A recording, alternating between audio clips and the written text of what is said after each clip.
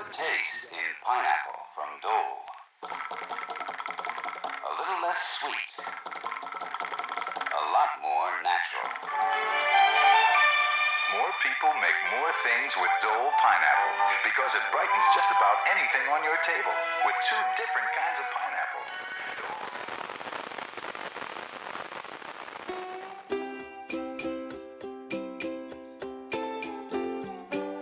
Hawaiian pineapple, sliced, crushed or grated, picked ripe, canned right, the kindly sun of the tropics tempered by the trade winds of the Pacific, the gentle rain that brings bloom and fruit to almost every inch of soil in Hawaii, the dew of morning and the mellow evening light, in a can of Hawaiian pineapple. Always ask for Hawaiian pineapple, no matter what brand, so long as it comes from Hawaii. Sold everywhere, sliced, grated and crushed. Saturday Evening Post, May 3rd, 1913. What are the images you firstly get when you hear about the island of Hawaii? Pineapples? Well, let's erase that from our minds. Pineapples originated from Brazil and they were domesticated probably about 4,000 years ago. In Hawaii, the earliest reference of pineapple comes from around 1813, where a certain Don Francisco de Palamarin planted a pineapple. Of course, the climate in Hawaii is perfect for the fruit, and a lot of people started planting it, of course, and using it. But this is not what Hawaii and the Polynesian islands are known for. Originally anyway. There's a long and fascinating history of Polynesian food which we will explore now.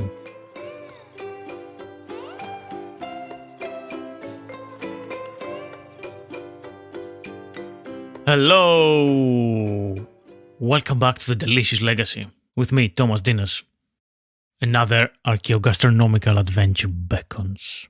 I had this episode planned for a long time.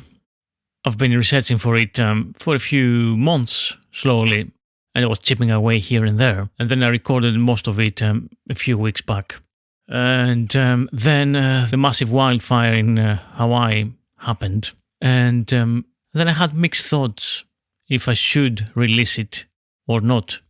But I think it's good to know more about this amazing set of islands in the middle of the Pacific.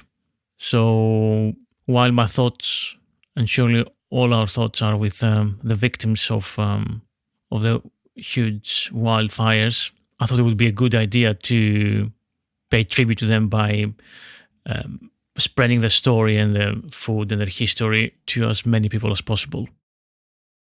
So let's take a deep dive to the fascinating history of those islands and their amazing foods, which obviously they are influenced and they're part of the wider Polynesian cuisine and the Polynesian culture, which had flourished on the Pacific for thousands of years. Let's find out more about the people and their fascinating history here.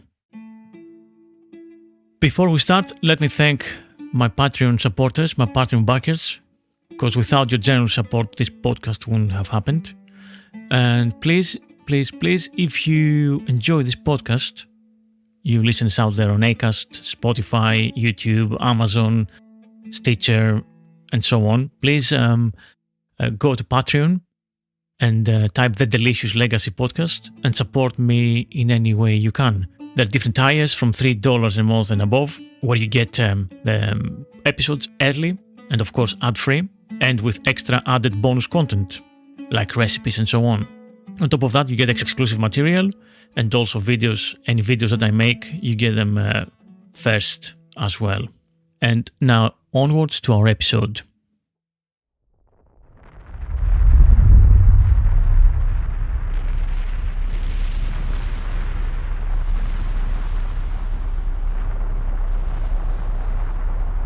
Tiny dots in the vast Pacific Ocean, shaped by the Earth's molten core and forces, unconquerable by man.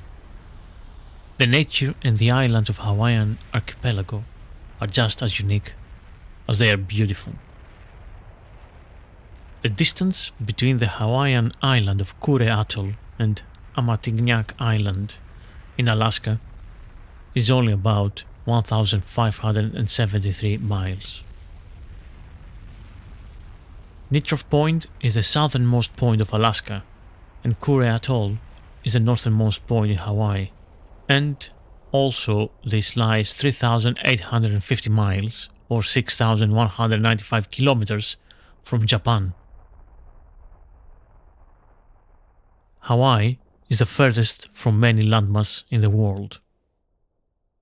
Though there are hundreds of small islands in Hawaii, there are only 8 major islands: Niihau, Kauai, Oahu, Molokai, Lanai, Kahoolawe, Maui, and the island of Hawaii, the Big Island. The shortest distance between Hawaii and California is between the island of Maui and Point Arena near San Francisco. The distance is estimated at about 2,286 miles. The total distance between one of the main islands in Hawaii, Kauai, and Samalga Islands in Alaska is estimated to be about 2,172 miles. The capital of Hawaii is Honolulu, which is located on the island of Oahu.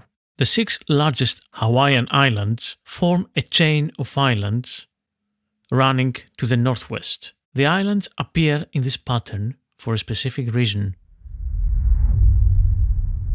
They were formed one after the other as a tectonic plate, the Pacific plate, slid over a plume of magma, the molten rock puncturing Earth's crust. These magma plumes aren't small. They can extend hundreds of kilometers below Earth's surface. This upwelling of the molten rock, known as a hotspot, creates volcanoes that spew out lava, which is the magma that reaches the Earth's surface. The lava then cools and hardens to create new land. The Hawaiian Islands were literally created from lots of volcanoes. They are a trail of volcanic eruptions. Hotspot volcanism can occur in the middle of tectonic plates. That's unlike traditional volcanism, which takes place at plate boundaries. One explanation that scientists have proposed for hotspot volcanism is that occurs near unusually hot parts of the Earth's mantle, the layer of the planet below the crust. In the case of the Hawaiian Islands, the Pacific plate is continually moving to the northwest over the Hawaiian hotspot. This movement caused the chain of the islands to form. The Pacific plate is just one of the Earth's roughly 20 tectonic plates, which are constantly in motion and are responsible for events like earthquakes. There are many landforms around Hawaiian Islands that formed from the same volcanic spot. Scientists believe this hotspot has been expelling lava for roughly 70 million years.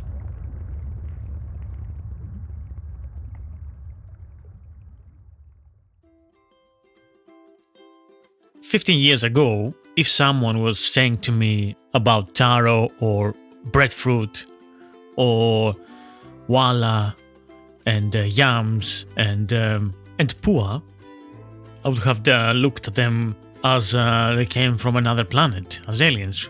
What exactly is these terms? What do they mean? And even something I understand in terms of words, breadfruit. What the heck is this? But as we become a lot more globalized and a lot more open to foods from the East and more so from the Pacific, and the inevitable mingling of cultures, especially in USA, now we are a lot more, not only me but all of us, a lot more familiar with actual Polynesian and Hawaiian food.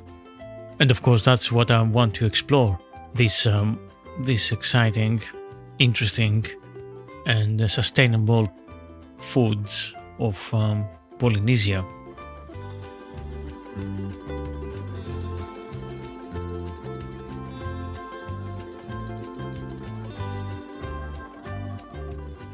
Of course, it's not only the weird and wonderful vegetables, roots and fruits that were the staples of the Hawaiians' culture, but also the holistic management of land and sea and the food production, which was very sustainable and extremely rich with fish especially, and a diet that it was far more healthy and equal to all inhabitants of the islands than the one that they experience today as part of if not the richest, but one of the richest and most advanced nations in the world.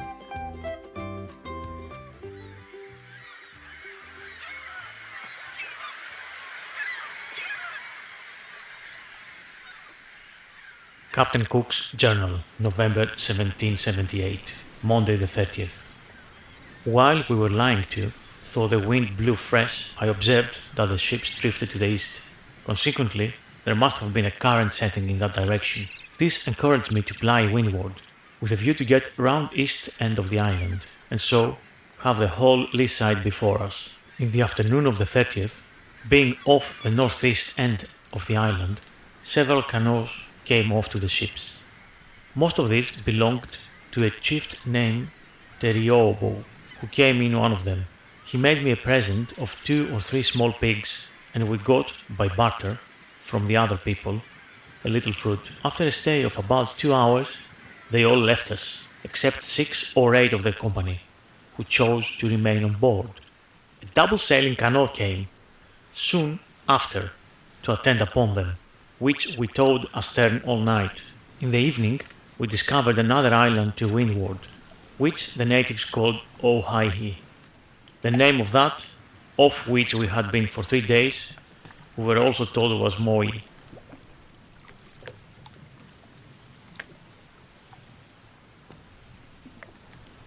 The islands were first settled by Polynesians sometime between 124 AD and 1120 AD, forming thus the modern population of native Hawaiians. Hawaiian civilization was isolated from the rest of the world for at least 500 years. The history of ancient Polynesians was passed down through genealogy chants that were recited at formal and family functions. The genealogy of the high chiefs could be traced back to the period believed to be inhabited only by gods. The Pua'ali, flower of royalty, were considered to be living gods.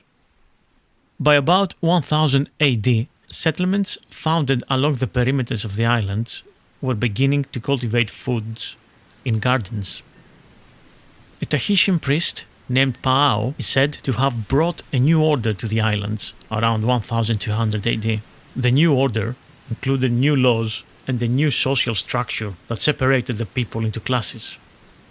The Ali'i was the king, with his Aha Kuhina just below them. The Ali'i were the royal nobles, with the Kahuna, high priests, below them. The Maka Aena, commoners, next, with the Kaua below them as the lowest ranking social caste. And by 1500 AD, they began to spread to the interiors of the islands, and religion, state religion, was more emphasized. The diet of the Hawaiian people was based on a triptych of taro, breadfruit, and pig. Taro is one of the oldest cultivated vegetables in the world. Taro was life in Hawaii. It literally supported a whole civilization in the middle of the Pacific Ocean. But when Polynesians arrived in the islands, would have needed some carbohydrates. Enter taro and breadfruit and bananas and coconuts. For 1,000 years, people lived sustainably, grew and thrived in these islands thanks to taro. Taro originates somewhere in Southeast Asia, though botanists aren't quite sure where people started cultivating it for the dinner tables. There were likely several places, with DNA pointing to New Guinea as one of the major centers of taro domestication. Genetic and archaeological evidence, including remnants of taro grains on stone tools in the Solomon Islands from 28,000 to 20,000 years ago, suggest that this plant is one of the world's oldest cultivated crops, predating staples like wheat by more than 10,000 years. It's incredible, really, if you think about it. The timescale, the timeline is just insane. In Hawaii, it grew and cultivated in giant fish ponds, unique in these islands. So taro was cultivated on the back end of the fish ponds, as it needs mostly fresh water, sometimes brackish too. And of course, the poo of the fish was a fertilizer. It was fertilizing the soil, and the taro grew with abundance. We will explore the agriculture of the Hawaii Islands very soon, and also their famous fish ponds. So what they call Loi is a patch of wetland dedicated to growing kalo. Hawaiians have traditionally used irrigation to produce kalo. Kalo is the traditional word for taro. Wetland fields produce 10 to 15 times more kalo per acre than dry fields. Wetland-grown kalo need a constant flow of water. About 300 varieties of kalo were originally brought to Hawaii, and about 100 remain nowadays. The kalo plant takes 7 months to grow until harvest. So, loi fields are used in rotation, and the soil can be replenished while the loi in use has sufficient water. Stems are typically replanted in the loi for future harvests. Fermenting taro to poi is the way to make it last longer, as it goes bad quite quickly. As we've said, kalo is taro's Hawaiian name. The local crop plays an important role in Hawaiian culture and mythology. Taro is a traditional staple of the native cuisine of Hawaii. Some of the uses of taro include poi, table taro, which is steamed and served like potato, taro chips, and luau leaf to make lau lau. In Hawaii, kalo is farmed under, as we said, either dryland or wetland conditions, and taro farming there, in the wetlands, is challenging because of the difficulties of accessing fresh water. So kalo is usually grown in pond fields, known as loi, and the typical dry land or upland varieties are lehua maoli and bunlong, the latter widely known as Chinese taro. Bunlong is used for making taro chips. Dashin is another dryland variety cultivated for its corns or as an ornamental plant. A contemporary Hawaiian diet consists of many tuberous plants, particularly sweet potato and kalo. Important aspects of Hawaiian culture revolved around kalo. For example, the newer name for traditional feast, the luau, comes from kalo. Kalo tops baked with coconut milk and chicken meat or octopus arms are frequently served at luaus. By ancient customs, fighting is not allowed when a bowl of poi is open. It is disrespectful to fight in front of an elder, and one should not raise their voice, speak angrily, or make rude comments or gestures. The importance of taro in the cultural fabric of Hawaii cannot be overstated. It's a staple food that kept Hawaiians fed in difficult times, undoubtedly, and this can be seen in their creation myths, like this one. One mythological version of Hawaiian ancestry cites the taro plant as an ancestor of the people. Legend joins two siblings of high and divine rank, Papa Hanaumoku, Papa from whom the land are born, or Earth Mother, and Wakea, Sky Father. Together they create the islands of Hawaii and a beautiful woman, Ho'okukalani, the heavenly one who made the stars. So the story of kalo begins when Wakea and Papa conceived their daughter, this woman, the heavenly one. Daughter and father then conceived a child together named, and I'm trying to pronounce that hopefully somehow correctly, Haloanakaluakapalili, long stalk, trembling, but it was a stillborn. After the father and daughter buried the child near their house, a kalo plant grew over the grave. The stems were slender, and when the wind blew, they swayed and bent as though paying homage, their heart-shaped leaves shivering gracefully as in hula, and in the center of each leaf water gathered like a mother's teardrop. The second child, born of Wakea and Ho'okukalani, was named Haloa, after his older brother. The kalo of the earth was the sustenance of the young brother, and became the principal food for successive generations. The Hawaiian word for family, ohana, is derived from oha, the shoot that grows from the kalo corn. As young shoots grow from the corn of the kalo plant, so people, too, grow from their family. Today, unfortunately, 90% of people don't eat taro, and it's hard to find it in Hawaii, and it's far more expensive. It's a hand-harvested crop. Losing this staple food is a disaster for native Hawaiians. There is a high rate of obesity and diabetes compared to other ethnicities. Colonization, as we've seen, shattered the people's identity when the language was banned and when taro was removed from their social consciousness. And of course, when the pineapple plantations took land and water away from the native people, and they haven't given it back yet, unfortunately. What is taro? Taro is a root vegetable in a sense. It's a tropical plant native to Southeast Asia that produces a starchy root vegetable.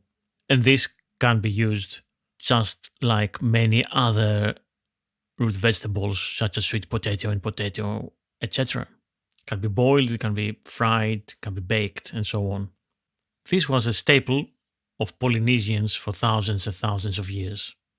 It's one of the oldest cultivated vegetables in the world. What is surprising for me is that I know taro as kolokasi, because in Cyprus it's part of traditional dishes. It's known as kolokasi or kolokasia, and apparently, which is something I haven't investigated a lot more, to be honest, it's been used there since the Roman Empire, which is, again, it was an insanely surprising fact that I've learned. It must have arrived in Cyprus from trade in the Roman Empire with Asia, with India and other places from there. But I would be very surprised if it was actually cultivated since then. It does feel like a very strange fact.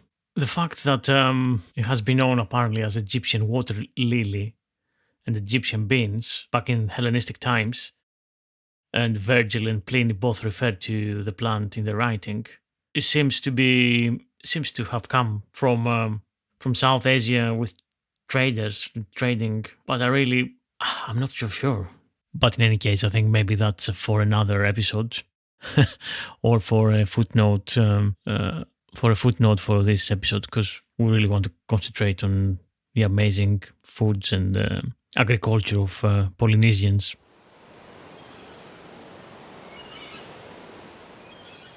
After weeks or months at sea, trying to reach America's shores, as supplies of food and water began to run low, the Resolution sighted a paradisal shore.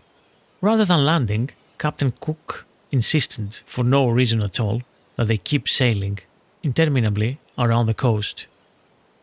As the unhinged captain circled the island, the year turned from 1778 to 1779. Eyes watched perhaps curiously from the beach. On January 17th, the Resolution cast anchor at last, in a volcanic bay made of black sand. And a stream of perhaps 10,000 locals gathered to await it.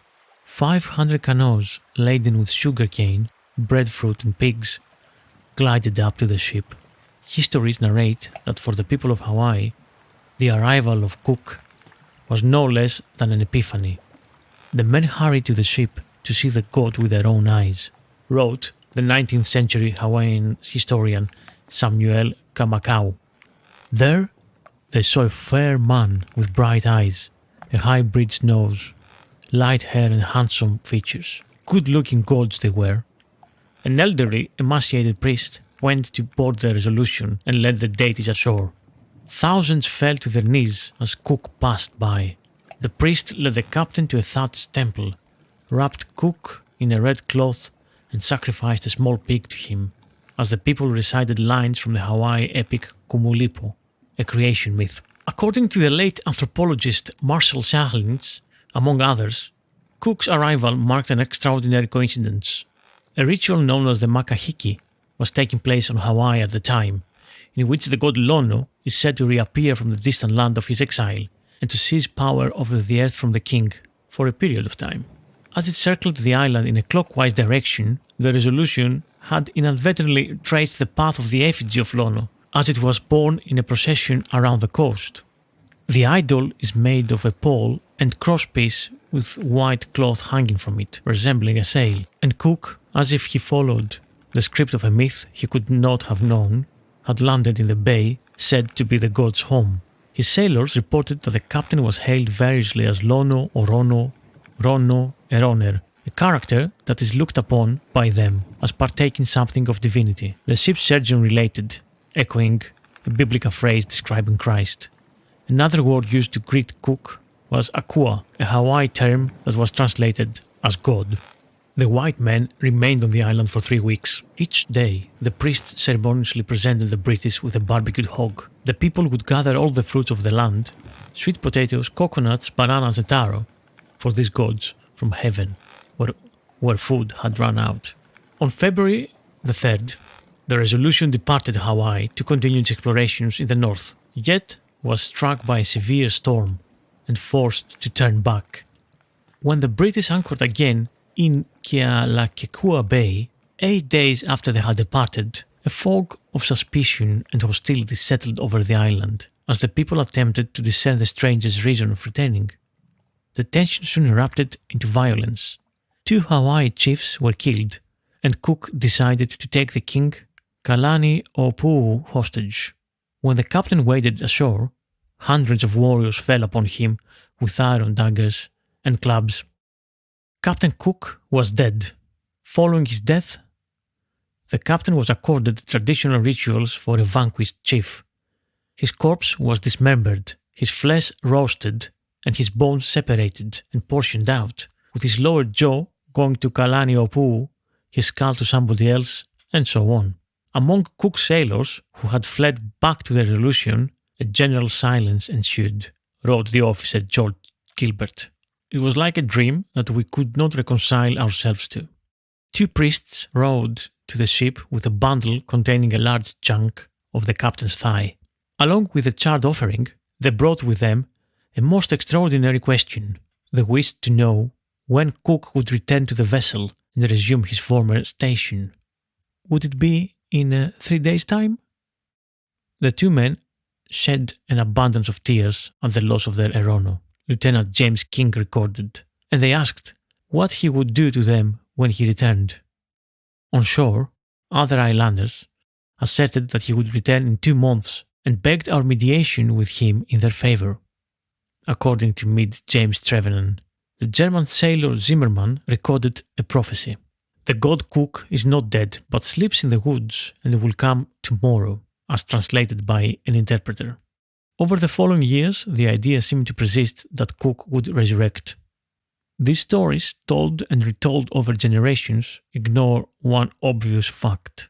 Cook was killed because he acted rashly and violently, slaughtering chiefs, kidnapping the king, and giving the impression the British had returned to conquer the island.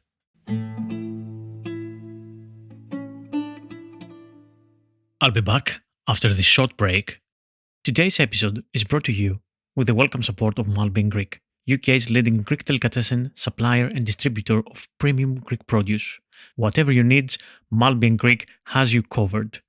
You can shop online and have the divine and delicious goods delivered to your doorstep across the UK, or you can visit the shop at Arch 17 Apollo Business Park, Lucy Way, SC16 4ET, Bermondsey, London. Malbin Greek, the one-stop shop for your Greek fix. June the 4th, 1976. A traditional Polynesian double-hulled sailing canoe called Hokulea near Tahiti's Papeete harbour after 33 days at sea. The elders wept at the beach, absorbed by the moment's enormity. Children scaled trees to snag views of the history that would soon be unfolded. Hokulea carried a crew of 12 Hawaiians and 1 Micronesian who'd use the pillars of ancient Polynesian wayfinding, navigating the seas by the stars, the sun, the wind, the waves, and wildlife, with no instruments, to travel all the 3,862 kilometers from Hawaii to Tahiti. This surely was the first voyage on this route using traditional Polynesian wayfinding in centuries. And Papeete's harbour chicked a jolly crowd of 17,000 Tahitians, more than half of the island population at the time, were there to celebrate. To any of us modern Westerners, the outsiders, this oceanic navigation without relying to any instruments may sound like a more than challenging trip, an impossible challenge. But for the Polynesian wayfinders, it involves a deep and sacred connection to the earth and a fluency in the planet's movements and patterns. Where the average person admires shining stars or soaring gulls, wayfinders see constellations as navigational guardrails and seabirds as clues to what lies ahead. Polynesians perfected non-instrumental deep-sea navigation more than 3,000 years ago, way before early European explorers reached the Pacific with compasses and sextants. The ocean and its islands are their world. They are at home in a way that land-based people have a hard time imagining. Polynesian wayfinders interpreted and understood Earth's signals so successfully, in fact, that they migrated along and settled on more than 1,000 scattered islands and atolls across the Polynesian Triangle between New Zealand, Hawaii and Easter Island. But after European and US colonization in the late 800s, history classes throughout Polynesia told a different story. Children were taught that wayfinding long distances was impossible without instruments. Instead, they were told ancient Polynesians drifted directionless, accidentally stumbling upon, then settling, the Pacific Islands. Of course, one thing that we know of Polynesian cooking is the way that they create their feasts and they cook their feasts by digging holes in the ground and placing their stones that they heat up, the store heat, and the food then is buried and cooked there slowly. This is called imu, which is an underground oven, and essentially it's a large hole dug, and then special stones are heated red hot. These stones must hold the heat for a long time, as we said. Then the pit was lined with hono grass, and in it there were placed taro, breadfruit, sweet potatoes, bananas, and all covered with leaves. And then the whole pit covered with old mats or cloth. And that required about 3 to 4 hours to cook the taro and the luau leaves. As we said, taro needs to be cooked thoroughly because otherwise it has certain toxins that they are bad for you, for the throat and the tongue. Of course, for very special occasions there was pigs and chickens and dogs that they were eaten, but mainly it was vegetables and fish. Family-style cooking of the pig, though, wasn't done in the imu.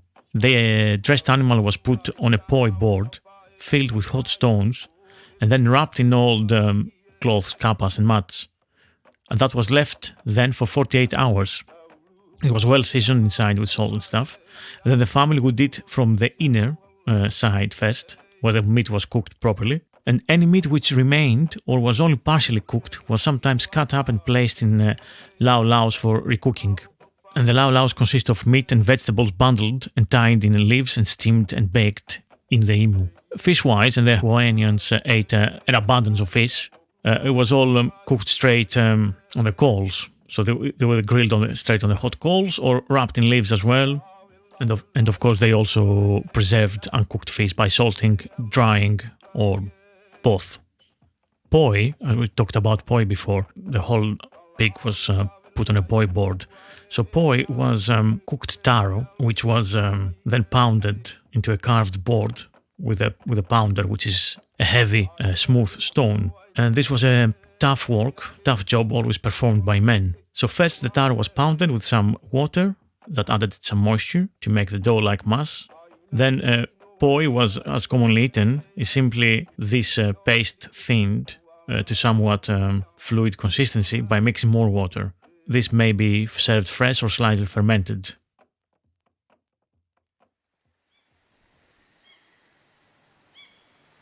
The arrival of Captain Cook in 1778 and subsequent visitations by Europeans introduced a myriad of new material goods and concepts, as well as myriad of problems and diseases. New unknown diseases and the declining birth rate would decimate a once healthy population. Iron in the form of knives, nails and other tools would dramatically alter the native technology. The introduction of explosives and firearms, along with European military knowledge, would eventually enable an aggressive chief from the island of Hawaii to unite the islands. The nation's economic base would shift from a subsistence economy to a barter system, and the rising importance placed on the acquisition of Western goods, on private enterprise, and on personal aggrandizement would redefine social interactions and the cultural value system. Land use would change with the introduction of new plant and animal species. Altered lifestyles resulting from the addition of European goods and the concepts of property rights would result in the modification or rebuilding of native homesteads. Some redistribution of the population would occur, causing disintegration of the native kinship structure And finally, the overthrow of the Kapu system and the destruction of the visible signs of its power would leave the people quite suddenly without a regulatory social or political framework, and with drastically restyled social interrelationships. The arrival of missionaries would result in conversion of the islands to Christianity, and their descendants would eventually dominate many of the financial and business aspects of the community. At one point in the late 18th century, they were poised on the brink of an almost complete cultural transformation. Breadfruit. What is it? A fruit or a bread or a pudding?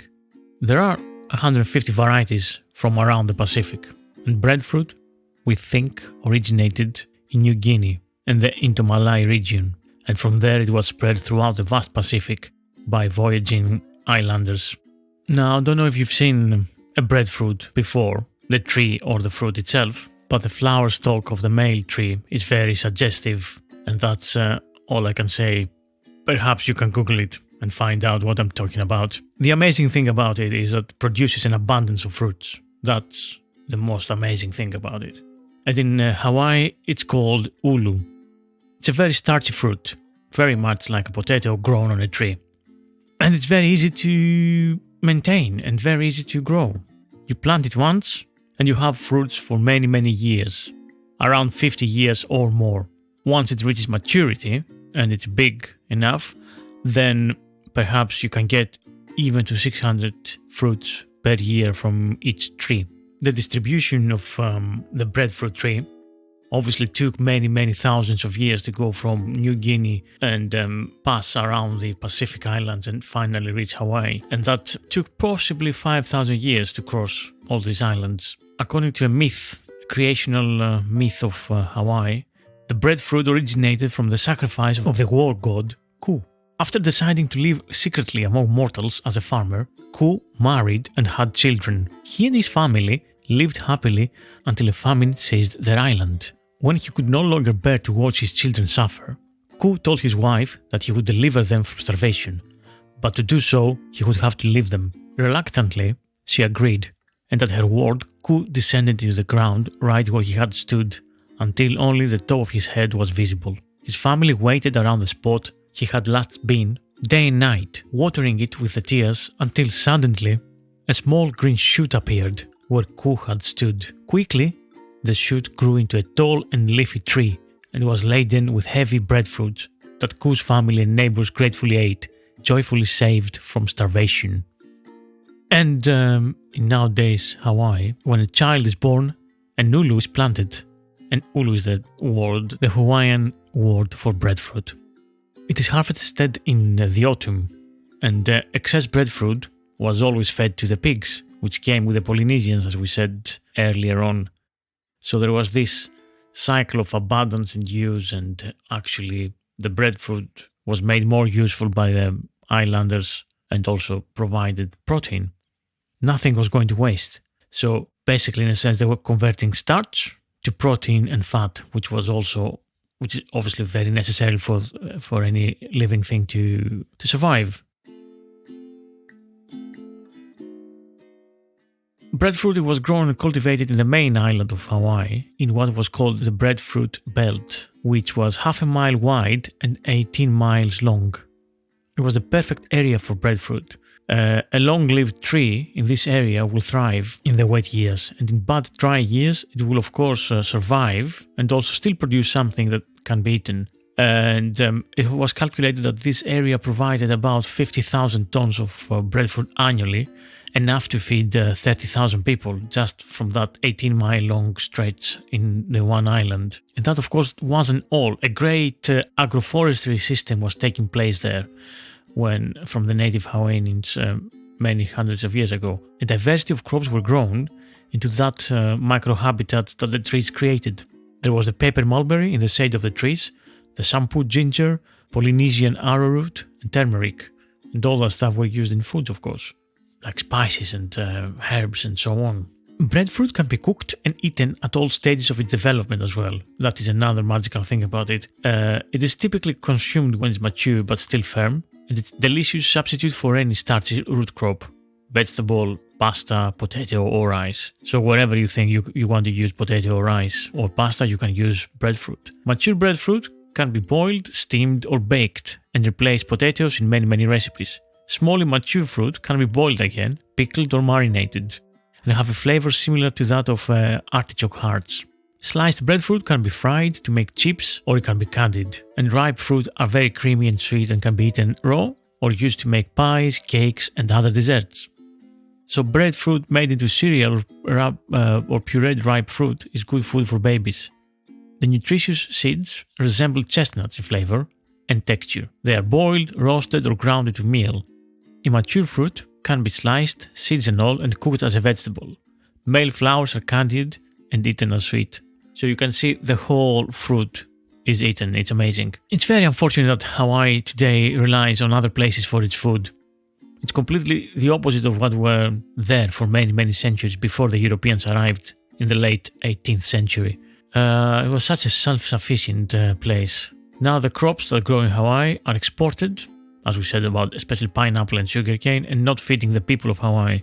According to local food historians and nutritionists and chefs, basically a tragedy that is being slowly reversed, thankfully, by these many passionate people that exist. And of course, not only chefs and food historians but botanists and academics and all these people, they trying to bring this amazing culture back.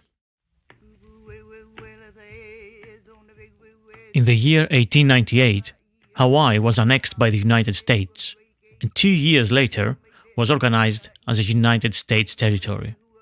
It was in the 1890s, in fact 1893, the year that my great-grandfather was born, that the Queen Liliuokalani was deposed, imprisoned and forced to abdicate by US settlers. She was the last Hawaiian ruler. American colonists controlled Hawaii's sugar-based economy, and they easily overthrew the kingdom and established the Republic of Hawaii. And with the agreement of the mostly American elite, the US annexed Hawaii as a territory, finally, as we said, 1898. The reason for this was twofold: pineapples and sugar. They were heavily taxed as imports to USA, and since the discovery of gold in California and the huge migration to the West Coast, people becoming rich, those two products, and especially pineapple, it was meant as a luxury. And if you find gold, it meant that you will celebrate with a pineapple or something similar, something that denoted wealth and status. So the imports from Hawaii increased, but they were heavily taxed. With a coup and the overthrow of the Queen and the annexation by United States meant the Hawaiian economy was protected from American tariffs. Of course, this led to a substantial American investment in the sugarcane industry in the island, and then also the American investors also sought other investment opportunities, including a variety of tropical crops, such as pineapple. The Dole Plantation is the first pineapple plantation created for the Hawaiian Pineapple Company, an offshoot of the Dole Food Company. Founded in 1901 by James Dole, this plantation acted as one of the many catalysts in the history of exploitation of land and resources through the pineapple industry. Dole's company began profiting off Hawaiian pineapple in 1903, and the industry increased rapidly. James Dole is widely known as the first governor of the state of Hawaii and furthered the economic exploitation of the region through his corporation. The industry was built on the backs of the locals, who were paid very little and whose land had been stolen from them, as well as Asian immigrants from China, Japan and more, like Philippines. They then suffered even more when it was decided that chip production was no longer viable, and the pineapple industry left in favor of countries such as Philippines. The whole myth of exotic tropical paradise of Hawaii was created by the pineapple industry, by the marketing of the pineapples to the Americans of US mainland.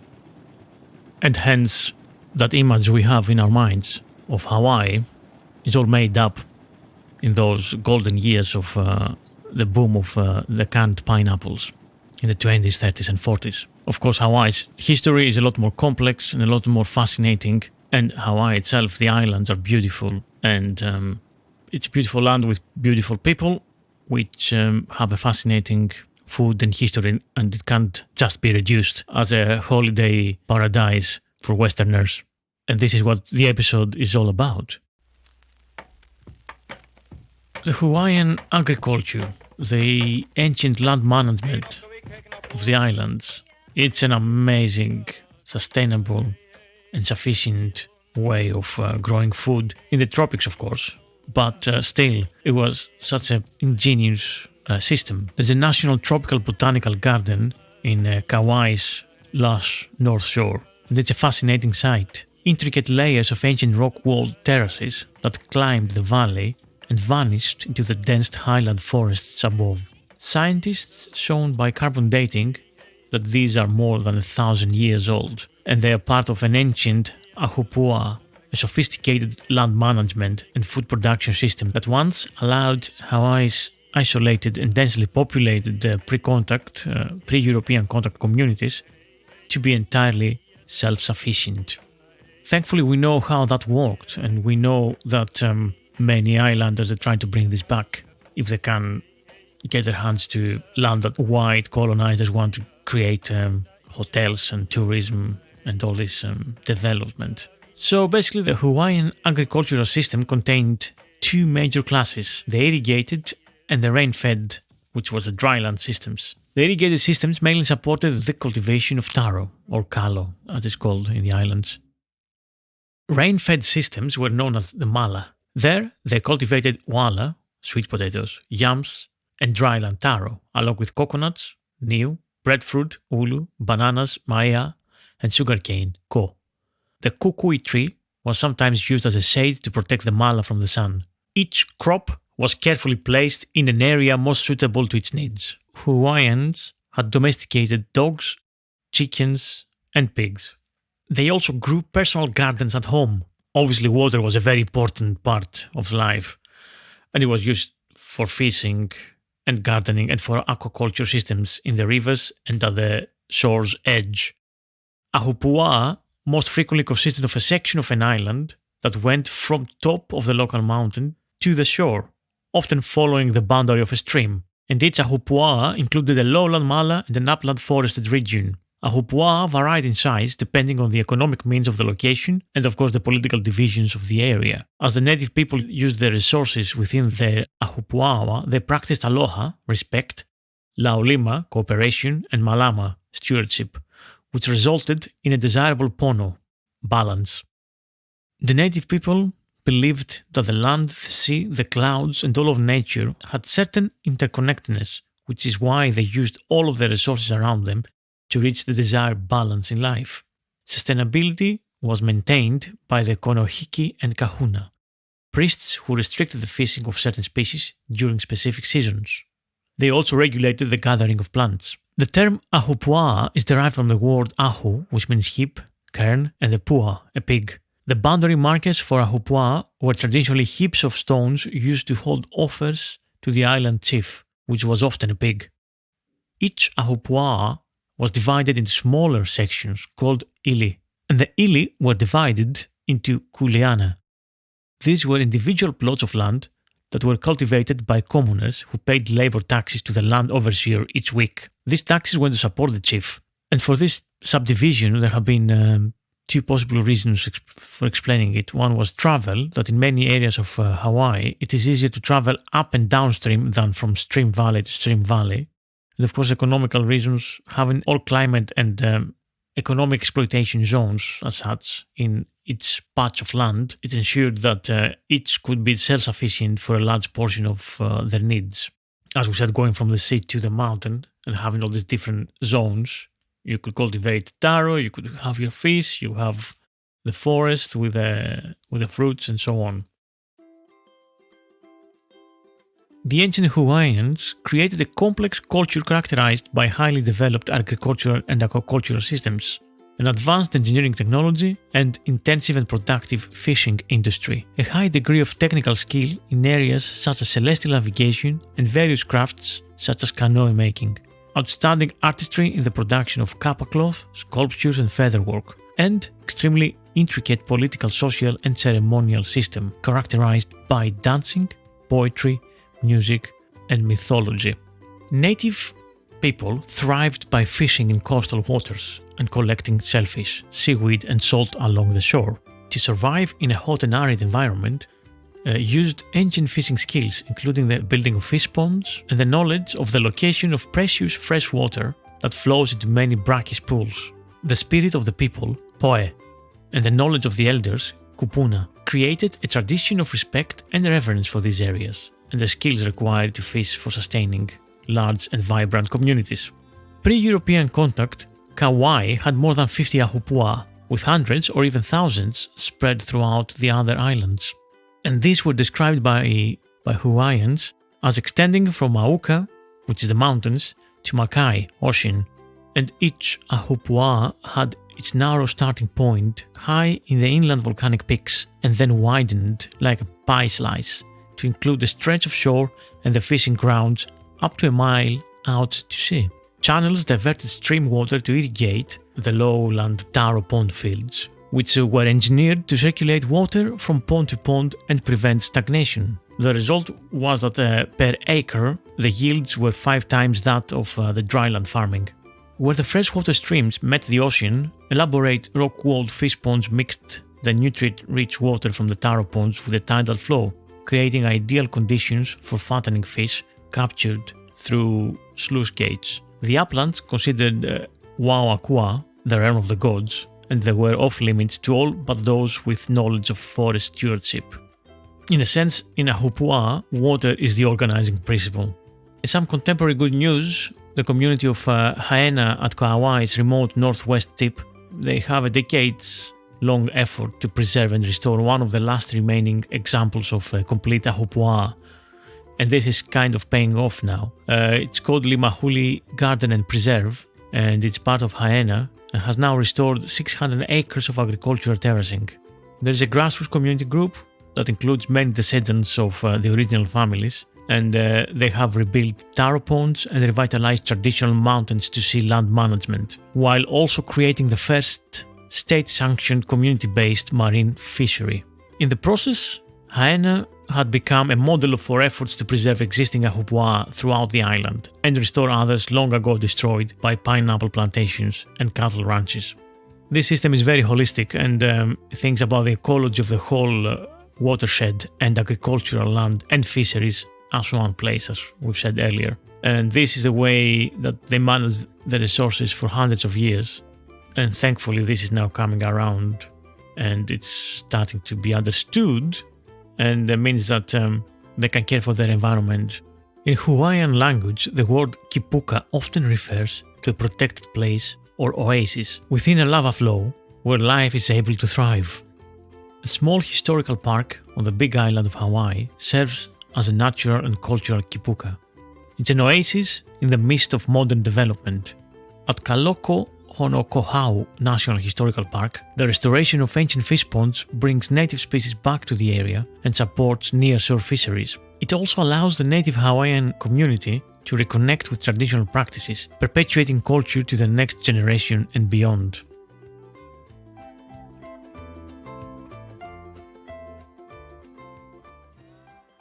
And so this is it. I hope you've enjoyed today's episode about the foods and food systems of old Hawaii, which really was an extension of the Polynesian food and traditions with long history. And yeah, if you ever find some breadfruit or taro, why not try and buy it and cook it and see what you think. Thanks for listening. I've been Thomas Dinas, and this was the Delicious Legacy podcast. Remember to go to Patreon and support the podcast, because this is possible only with your generous support. And leave a review or ratings on Apple Podcasts, Spotify, YouTube, wherever you get your podcasts from. See you soon. Bye.